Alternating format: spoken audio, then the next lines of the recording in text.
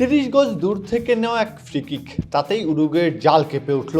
আর যিনি এই অবিশ্বাস্য কীর্তি করলেন তার নামটা কেভিন পিনা। আফ্রিকার ইতিহাসে তৃতীয় খেলোয়াড় হিসেবে বিশ্বকাপ মঞ্চে সরাসরি ফ্রিকিক থেকে গোল করলেন। কেপ ভার্দে যেমন বিস্ময় ছড়াচ্ছে, সেটার একটা বড় অংশ বনে গেলেন। ম্যাচের তখন 21 মিনিট, উরুগুয়ে একটা ভুল করে বসলো, একটা ফাউল। রুচি চানাচুর 300 গ্রাম ও 500 গ্রামের ফ্যামিলি প্যাক, এক প্যাকে পুরো পরিবার।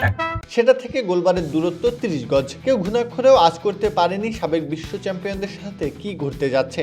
পিনার নেওয়া শট উরুগুয়ের দেয়াল ভেদ করে পৌঁছে গেল কাঙ্ক্ষিত ঠিকানায়। সবাইকে স্তব্ধ করে এগিয়ে যায় কেপ ভার্দে। গোলের পর মুহূর্তেই বদলে গেল দৃশ্যপট। পিনার দিকে ছুটে গেলেন সতীর্থরা।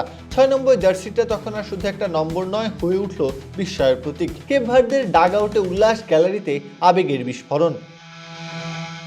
অন্যদিকে উরুগুয়ের জন্য এই মুহূর্ত ছিল অচেনা এক ধাক্কা। বিশ্বকাপের মঞ্চে এই প্রথম সরাসরি ফ্রিকিক থেকে গোল হজম করলো তারা। বড় টুর্নামেন্টে এমন ঘটনা ঘটেছিল 2007 কোপা আমেরিকায় ভেনেজুয়েলার বিপক্ষে, তাও প্রায় 19 বছর আগে। প্রত্যহ কাব্য, খেলা 71।